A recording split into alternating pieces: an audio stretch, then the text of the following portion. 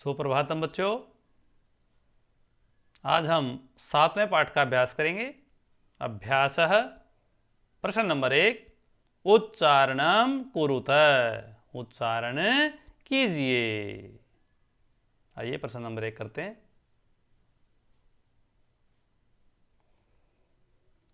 अभवत, अकथयत, अगच्छत, न्यवेदयत, अपूजयत, स्वपिति,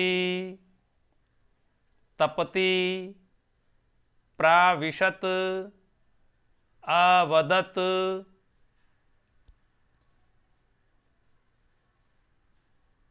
वदति स्म, वसति स्म, रक्षति स्म,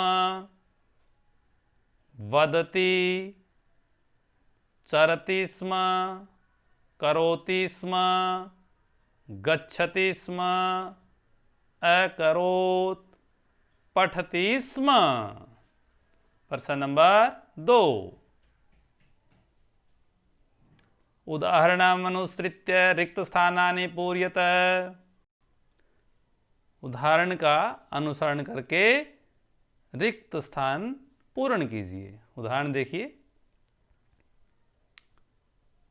एक वचन, द्विवचन, बहुवचन तीनों वचन दिए हुए हैं। उदाहरण में तीनों लिख के दिखाए हैं। वसति स्म, वसतः स्म, वसन्ति स्म।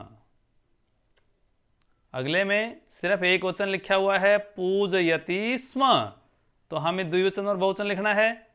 तो द्विवचन में आएगा पूजयतः स्म और बहुवचन में पूजयन्ति स्म।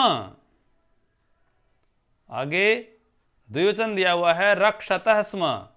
तो एक वचन में आएगा रक्षति स्म और बहुवचन में रक्षन्ति स्म। आगे एक वचन चरति स्म दिया हुआ है। तो द्विवचन में चरतः स्म और बहुवचन में चरन्ति स्म। उससे अगला बहुवचन दिया हुआ है कुर्वन्ति स्म। तो एक वचन में आएगा करोति स्म और द्विवचन में आएगा कुरुतः स्म। आगे चलिए अगला भाग। अगले भाग में प्रथम पुरुष के उदाहरण दिखाया है और प्रथम पुरुष के रिक्त स्थान है। पहला उदाहरण देखिए। अकथयत, अकथयताम, अकथयन। तो प्रथम पुरुष का रिक्त स्थान हमें भरना है। हमें दिया हुआ है अपूजयताम, अपूजयन। तो हम यहाँ पे लिखेंगे अपूजयत। और उससे अगले में एक वचन में अरक्षत दे दिया हमें। तो द्विवचन में अरक्षताम और बहुवचन में अरक्षन। आगे चलिए।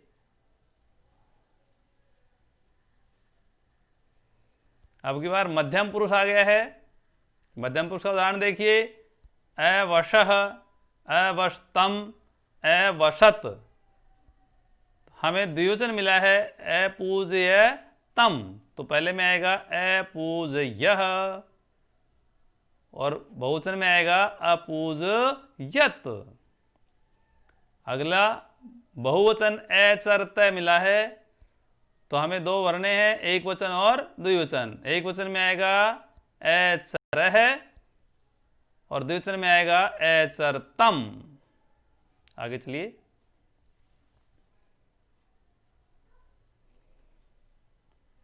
अब की बार उत्तम पुरुष के उदाहरण है। उत्तम पुरुष के रिक्त स्थान है अपठम, अपठाव, अपठाम। हमें एक वचन मिला है अलिखम। तो द्विवचन में बनेगा अलिखाव और बहुवचन में अलिखाम। उत्तम पुरुष का फिर आगे देखिए दूसरा उदाहरण। द्विवचन दिया हुआ है अचर्याव। तो हमें बनाना है अचर्यम एक वचन में और अचर्यामय बहुवचन में। आगे चलिए प्रश्न नंबर 3। प्रश्नानाम उत्तराणि एक पदेन लिखत। प्रश्नों के उत्तर एक पद में लिखने हैं। तपः प्रभावात् के सखायः जाता। तप के प्रभाव से कौन मित्र बन गए थे? हिंस्रः पशवः। हिंस पशव, एक ही पद में देना है। अगला उत्तर, पार्वती तपस्यार्थम कुत्र गच्छत। पार्वती तपस्या के लिए कहां गई? तो उत्तर में क्या आएगा? वनम। पार्वती वन में गई थी। अगला, कह शमशाने वसती। शमशान में कौन रहता है? कह, तो आएगा शिवः। शिव निंदाम श्रुत्वा का क्रुद्धा जाता। कौन गुस्सा हो गई शिव निंदा सुनकर? तो उत्तर आएगा पार्वती। बटु रूपेण तपोवनम कह प्राविशत। बटुक के रूप में, ब्रह्मचारी के रूप में तपोवन में किसने प्रवेश किया? तो आएगा शिवः। आगे चलिए, प्रश्न नंबर 4। कै का कम काम प्रति कथयति। कौन किसके प्रति कहता है, ये बताना है। चलिए पहले देखिए, उदाहरण बताया हुआ है, वत्से तप कठिनम भवति। तो ये किसने कहा था? माता ने कहा था। और किसके लिए कहा था? पार्वती को कहा था कि हे बेटी, तपस्या जो है वो बहुत कठिन है। अगला चलिए, अहम तपः एव चरिष्यामि। तो ये किसने कहा था? ये पार्वती ने कहा था। तो पार्वती, और किसको कहा था? माता को तो मातरम। उससे अगला, मनस्वी कदापि धैर्यम न परित्यज्यते। ये किसने कहा था? पार्वती ने। तो पार्वती, और किसको कहा था? विजयाम, विजया को कहा था। अगला चलिए,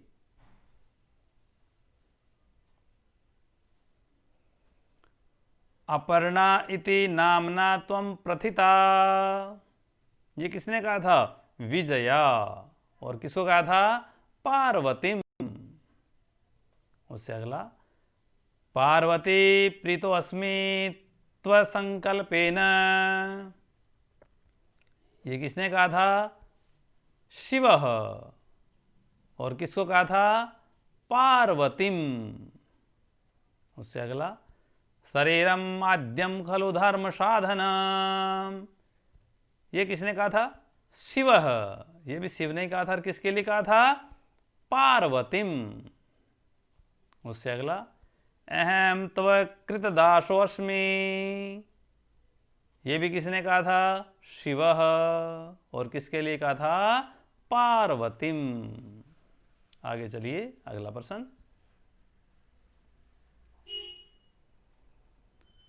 प्रश्न नंबर 5। प्रश्नानाम उत्तराणि लिखत। प्रश्नों के उत्तर लिखने हैं।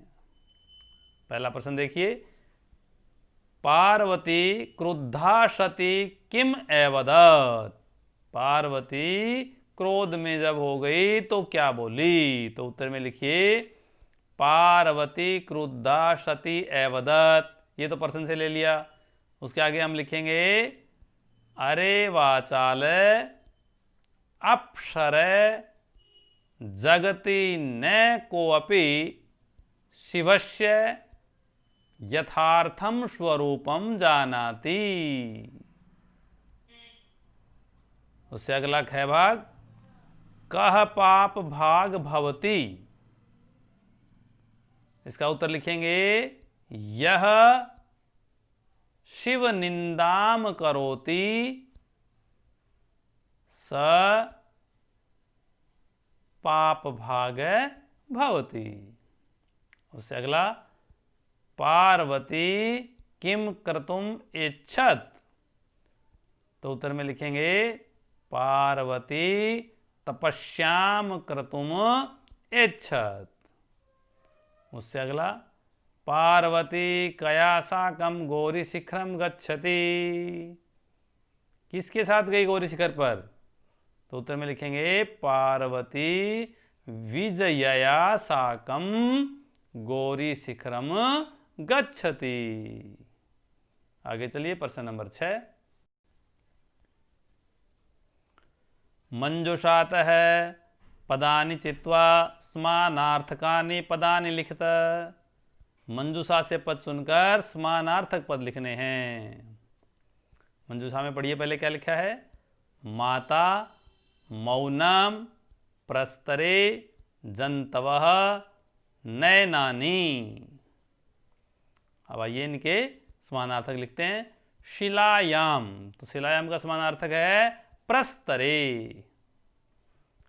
आगे पशवः, इसका समानार्थक जंतवः। अम्बा, समानार्थक माता। नेत्राणि, तो समानार्थक नयनानि। और तुष्णिम मौनम। आगे चलिए प्रश्न नंबर 7 में आइए।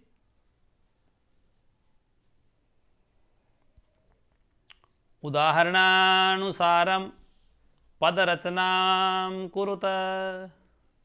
उदाहरण के अनुसार हमें पद रचना करनी है। उदाहरण एक दिखाया हुआ है, देखिए। वसति स्म, तो क्या बनाया है, अवसत। आगे चलिए हम बनाते हैं। पश्यति स्म, अपश्यत। तपति स्म, अतपत। चिंतयति स्म, अचिंतयत। वदति स्म, अवदत।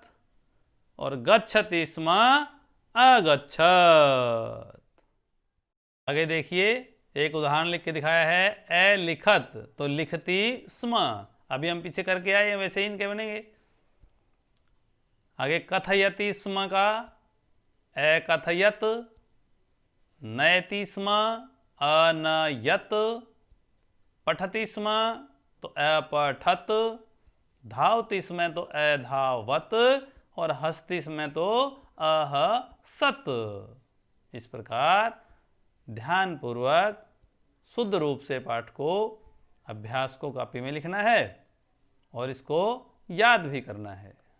धन्यवाद।